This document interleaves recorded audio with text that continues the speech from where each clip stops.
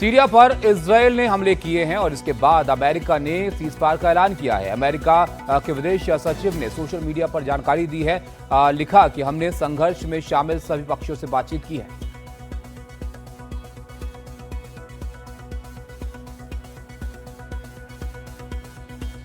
अमेरिकी विदेश सचिव ने लिखा, हम उन विशिष्ट कदमों पर सहमत हुए हैं जिनसे इस परेशान करने वाली और भयावह स्थिति का अंत हो जाएगा। इसके लिए सभी पक्षों को अपनी प्रतिबद्धताओं को पूरा करना होगा।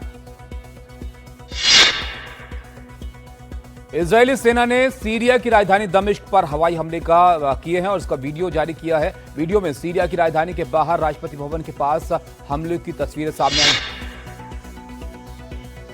इजरायल का यह हमला ऐसे समय पर हुआ जब हाल ही में दक्षिणी सीरियाई शहर स्वेदा में सुरक्षा बलों और ड्रूज सशस्त्र समूहों के बीच कई दिनों तक झड़प चल रही थी। इजरायल में एयर स्ट्राइक के दौरान सीरियाई रक्षा मंत्रालय के मुख्यालय पर भी हमला किया गया। हमले में एक व्यक्ति की मौत, 18 लोगों के घायल होने की खबर है। दक्षिणी बोस्निया के जंगलों में भीषण आग लगी। कई दिनों से आग पर काबू पाने की कोशिशें जारी। हवाओं के कारण आग सैकड़ों एकड़ जंगल में फैली। बेल्जियम के टुमारोलैंड संगीत समारोह में लगी भीषण आग घटना के वक्त नहीं हो रहा था कोई कार्यक्रम, किसी के हताहत होने की खबर नहीं। अमेरिका के अलास्का में भूकंप के तेज झटके महसूस किए गए। भूकंप की तीव्रता 7.3 दर्ज की गई। दिल्ली के पास हरियाणा के रोहतक में देर रात महसूस किए गए भूकंप के झटके 3.3 की तीव्रता। 8 दिन में 4 बार हिल चुकी है राजधानी के पास की धरती। मुंबई के मंगलम ऑर्गेनिक्स लिमिटेड की फैक्ट्री में भीषण आग लग गई, जिसके कारण फैक्ट्री का सारा सामान जल के खाक हो गया। फिलहाल आग पर काबू पाने की कोशिश की जा रही है। केदारनाथ में हेलीकॉप्टर सेवा प्रतिबंध होने के बावजूद हेलीकॉप्टर दिखने का वीडियो आया सामने। वीडियो बीकेटीसी के अध्यक्ष हेमंत द्विवेदी का बताया जा रहा है। Uttarakhand civil aviation development authority ने बैठाई जांच। बद्री केदार मंदिर समिति के अध्यक्ष हेमंत द्विवेदी सावन के पहले सोमवार के मौके पे केदारनाथ गए थे। हेलीकॉप्टर सेवा पे रोक के बावजूद हेलीकॉप्टर से केदारनाथ की यात्रा की। हेरिटेज एविएशन कंपनी को एविएशन डेवलपमेंट अथॉरिटीज ने नोटिस भेजा। हरिद्वार में कांवड़ियों का जबरदस्त स्वागत हुआ है। आईजी और एसएसपी कांवड़ियों पर खूब फूल बरसाते हुए नजर आए।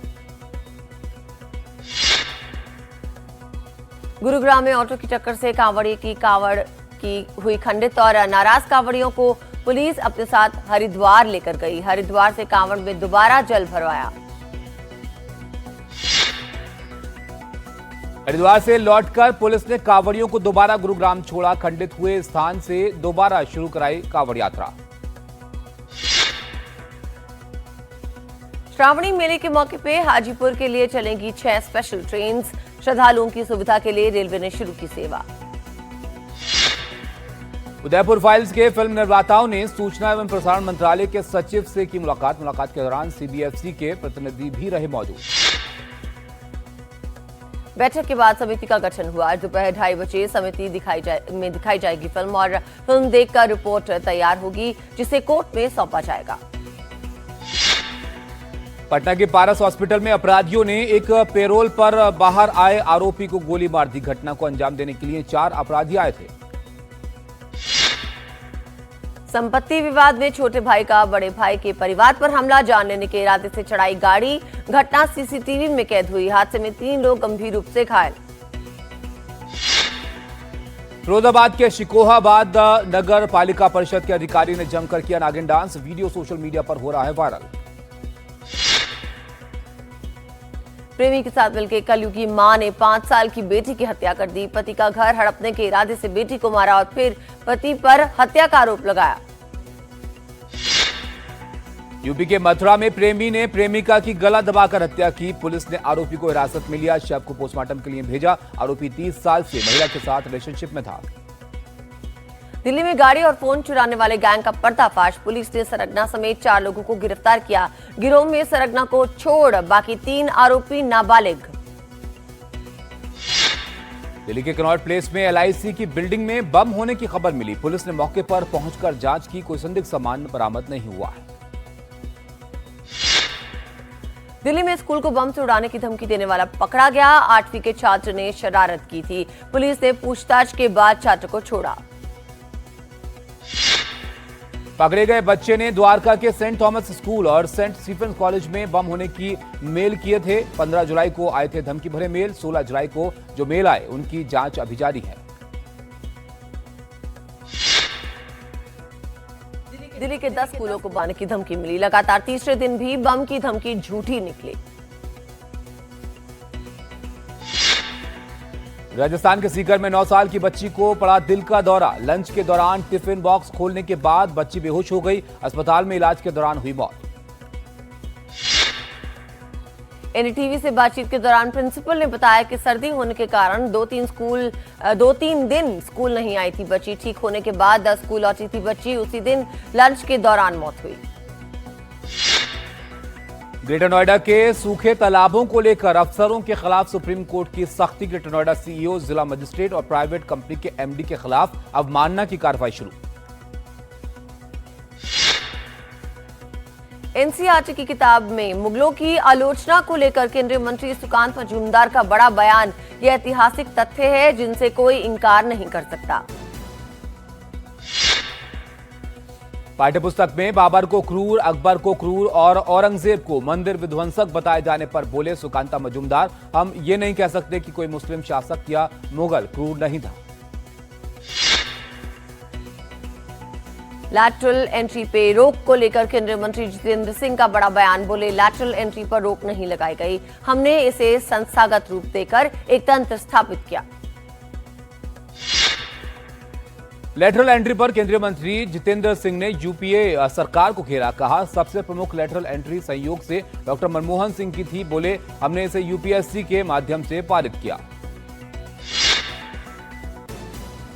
भीमा कोरेगांव मामले में दिल्ली विश्वविद्यालय के पूर्व प्राध्यापक हनी बाबू को बड़ा झटका। सुप्रीम कोर्ट ने जमानत के लिए बॉम्बे हाई कोर्ट या निचली अदालत में जाने को कहा। बिहार में मतदाता पुनरीक्षण का काम जोरों पर जारी है। मतगणना फॉर्म भरने के लिए केवल 6.8685% मतदाता ही बचे हैं। मतदाताओं को 25 जुलाई को के समय से पहले जमा करने होंगे फॉर्म। चुनाव आयोग के अनुसार बिहार मतदाता पुनरीक्षण के दौरान 4.5% मतदाता अपने पते पर नहीं मिले। संख्या करीब 35,50,000 के करीब मतदाता सूची से बाहर हो जाएंगे सभी लोग। बालासोर कॉलेज में यौन उत्पीड़न मामले में पीड़िता के भाई ने की शिकायत। सोशल मीडिया पर ट्रोलिंग और अपमानजनक टिप्पणी का करना पड़ा है सामना। पीड़िता के भाई ने सुरक्षा बलों से अपने परिवार की मदद करने की अपील की। कहा, हमें न्याय नहीं मिला तो हम सब आत्महत्या कर लेंगे। अपनी शिकायत में 4 लोगों के नाम लिए। कांग्रेस समेत 8 विपक्षी राजनीतिक दलों ने सामूहिक रूप से ओडिशा बंद का आह्वान किया। बालासोर में महिला छात्रा की मौत के मामले में शिक्षा मंत्री के इस्तीफे और न्यायिक जांच की मांग कर रहा है विपक्ष।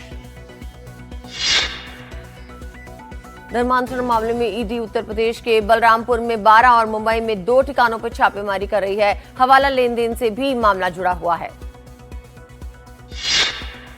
आरोपी नवीन के खाते से शेख नाम के शख्स के बैंक खाते में करीब 2 करोड़ गए थे। इसलिए मुंबई में बांद्रा और माहिम रिजवी हाइट्स के शहजाद शेख के दोनों घरों में ईडी की सर्च जारी है। धर्मांतरण मामले के आरोपी छांगुर और नीतू उर्फ नसरीन को जेल में भेजा गया। एटीएस की टीम ने छांगुर और नसरीन को जेल में लेकर उनके साथ जांच शुरू की।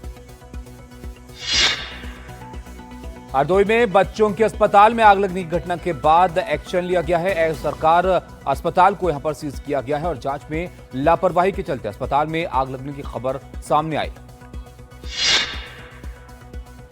दिल्ली से गोवा जा रही इंडिगो विमान की मुंबई में आपात लैंडिंग। सूत्रों के हवाले से खबर, इंजन फेल होने के कारण जहाज की लैंडिंग कराई गई। यात्रियों को हुई असुविधा के लिए इंडिगो ने जताया खेद। बोले, एक अलग प्लेन का इंतजाम यात्रियों के लिए किया गया। हमारे लिए ग्राहकों, चालक दल और विमान की सुरक्षा सर्वोपरि। एयर इंडिया के बोइंग 787 विमानों की जांच पूरी की। ईंधन नियंत्रण स्विच को लॉकिंग तंत्र का निरीक्षण हुआ और जांच में कोई कमी नहीं पाई गई। गुमशुदा बच्चों और महिलाओं पर महाराष्ट्र सरकार ने विधानसभा में पेश की रिपोर्ट। ऑपरेशन मुस्कान और ऑपरेशन खोज के जरिए 46,000 से ज्यादा को ढूंढ निकालने का किया दावा। गुमशुदा बच्चों और महिलाओं की रिपोर्ट पर विपक्ष का सवाल, कहा सिर्फ ढूंढना पर्याप्त नहीं, बाल विवाह, मानव तस्करी जैसे सामाजिक पहलुओं पर भी ठोस नीतियां बनाने की जरूरत। बरसात के मौसम में मुंबई के गड्ढे बने बड़ी मुसीबत। मुंबई ठाणे को जोड़ने वाले रास्तों पर दोपहिया गाड़ियों को हो रही मुश्किल, कई जगहों पर सड़कें भी टूट गई। राहुल फाजिलपुरिया मामले में एनडीटीवी का बड़ा खुलासा, हमले के पीछे सुनील सरधानिया, दीपक नांदल और इंद्रजीत यादव का नाम सामने आया। सुनील सरधानिया ने हमले की जिम्मेदारी लेते हुए सोशल मीडिया पर लिखा पोस्ट। दीपक नांदल और इंद्रजीत यादव का भी नाम, उधार के लिए हुए 5 करोड़ रुपए लौटाने को कहा। शामली में महिला के साथ एसडीएम के कथित दुर्व्यवहार को लेकर भड़की सांसद इकरा हसन, उच्च अधिकारियों से एसडीएम के खिलाफ कार्रवाई की मांग की। बायो स्टिमुलेट उत्पाद को लेकर कृषि मंत्री की सख्त चेतावनी, कहा मनमाने ढंग से बेचे जा रहे उत्पाद कंपनियां बंद हो जाएं तो हों, पर किसान को बर्बाद नहीं होने देंगे। कृषि मंत्री ने किसानों से अपील की, कहा डीएपी के साथ जबरदस्ती दूसरी चीजों को खरीदने के लिए जो लोग कहते हैं उनके खिलाफ कृषि पोर्टल पे शिकायत करें। रोहिंग्या घुसपैठियों को लेकर बंगाल में फिर तेज हुई राजनीतिक जंग। शुभेंदु अधिकारी ने चुनाव आयोग से की मांग, कहा बंगाल में भी घर घर होनी चाहिए सर्वे। शुभेंदु अधिकारी बोले, बिहार में 34 लाख लोगों के नाम हटे तो बंगाल में ऐसे 90 लाख लोग होंगे। मतदाता सूची से रोहिंग्या मुसलमानों को हटाया जाना चाहिए। मिनी ट्रेड डील पर भारत और अमेरिकी अधिकारियों के बीच 5वें दौर की बातचीत। पीएचडी सीसीआई सीईओ और महासचिव रंजीत मेहता ने एनडीटीवी से की बात, कहा हम एक अच्छे मिनी व्यापार समझौते के प्रति सकारात्मक पूर्वक आशावादी हैं। एनडीटीवी से बातचीत में रंजीत मेहता ने मिनी ट्रेड डील को भारतीय उद्योग जगत के लिए अच्छा बताया। बोले, इसका असर पूरे ग्लोबल साउथ पे होगा। मुंबई में कबूतरों को दाना देने पर पाबंदी के खिलाफ कई लोगों ने नाराजगी जाहिर की है। कुछ सामाजिक कार्यकर्ता विरोध में उतरे हैं और कहा कि बीमारियां ही बंद करनी है तो गुटखा और अन्य नशीले पदार्थ बेचना बंद करें। मुंबई में कबूतरों को दाना देने पे पाबंदी का पशु प्रेमियों ने विरोध किया। कहा हम जुर्माना देंगे लेकिन पहले इसका जमकर विरोध करेंगे।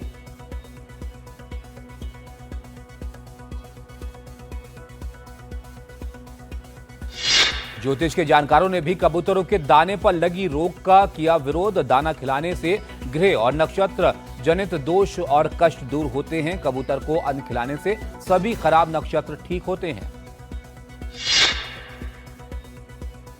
बिहार में 1 अगस्त से 125 यूनिट मुफ्त बिजली दी जाएगी। चुनाव से पहले नीतीश सरकार ने एक बड़ा ऐलान किया। दिग्विजय सिंह के कांवड़ वाले बयान पर जेडीयू नेता केसी त्यागी का पलटवार। बोले, कांवड़ियों के बारे में उनकी व्याख्या एकदम गलत है। केसी त्यागी ने दिग्विजय सिंह के बयान को विभाजनकारी बताया। कहा यह बयान अनुशासनहीन और आपत्तिजनक है। ऐसे ही बयानों के चलते आज इस पायदान पे पहुंची कांग्रेस।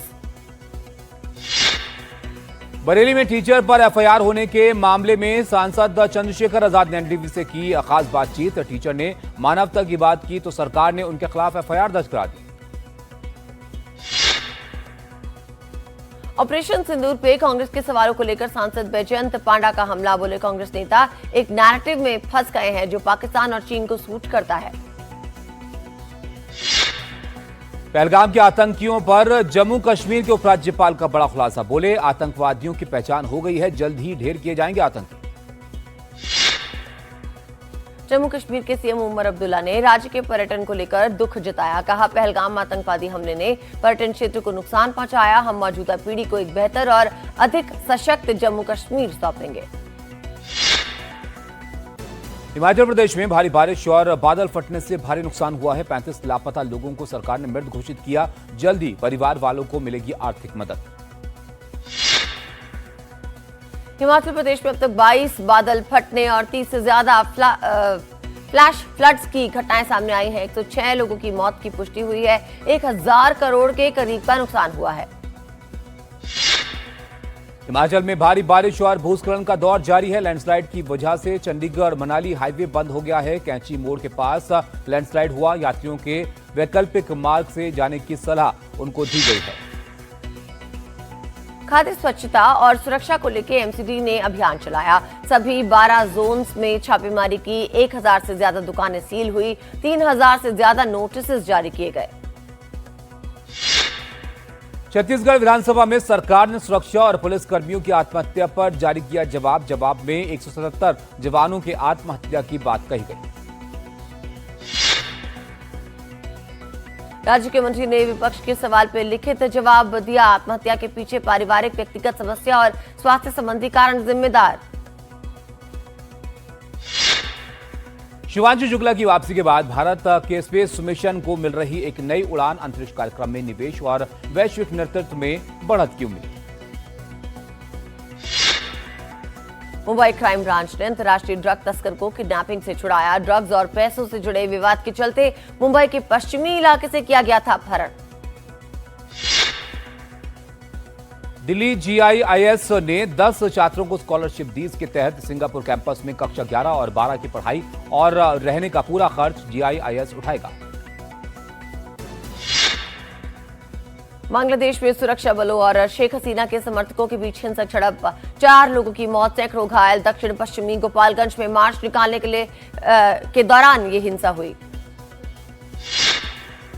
मार्च के दौरान शेख हसीना के समर्थकों ने पुलिस पर हमला किया। कई गाड़ियों में भी लगा दी आग। कई लोगों को हिरासत में लिया। मिडिल ईस्ट में तनाव के बीच इजरायली प्रधानमंत्री को लगा बड़ा झटका। नेतन्याहू सरकार की एक प्रमुख सहयोगी पार्टी ने उनकी गठबंधन सरकार से इस्तीफा दे दिया। इजरायली राजनीति में लंबे समय से किंगमेकर की भूमिका निभाने वाली अति रूढ़िवादी पार्टी शास ने घोषणा की है कि एक प्रस्तावित कानून को लेकर मतभेद हो रहे हैं, जिसके कारण वो सरकार से इस्तीफा दे रहे हैं।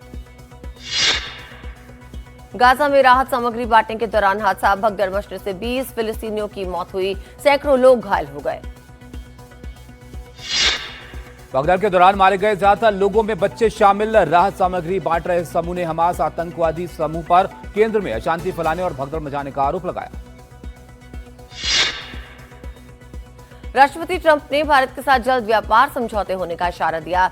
बोले, जल्द भारतीय बाजार तक अमेरिका की पहुंच होगी। इजरायल में नेतन्याहू के खिलाफ जारी सुनवाई के दौरान हैरान करने वाली तस्वीर आई सामने। सुनवाई के दौरान अदालत में दिखे अमेरिकी राजदूत। ईरान के सुप्रीम लीडर खामनेई ने अपनी जनता को संबोधित किया। कहा, युद्ध के दौरान कतर में अमेरिकी एयरबेस पे हमला अमेरिका को एक बहुत बड़ा झटका था।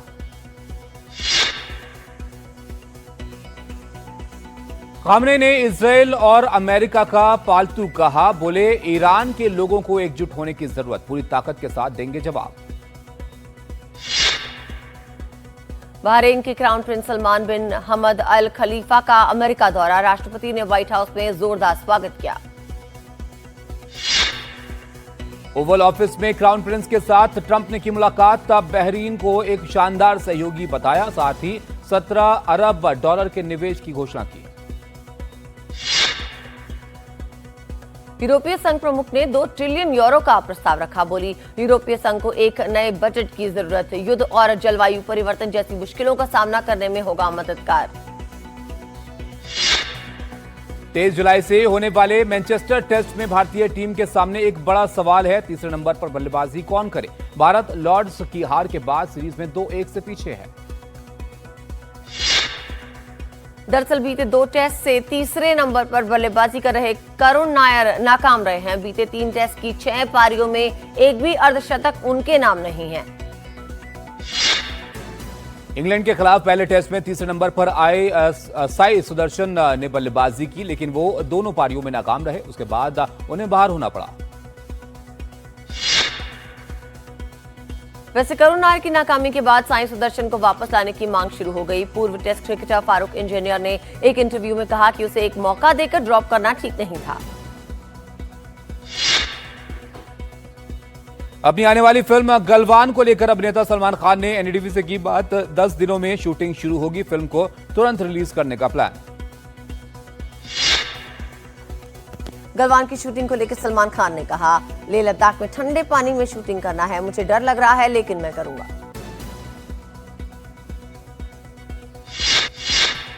मशहूर गायक अरिजीत सिंह अब डायरेक्टर बनने जा रहे हैं। बॉलीवुड में बतौर निर्देशक अपनी पहली फिल्म लाने वाले हैं। ये फिल्म एक पैन इंडिया फिल्म होगी।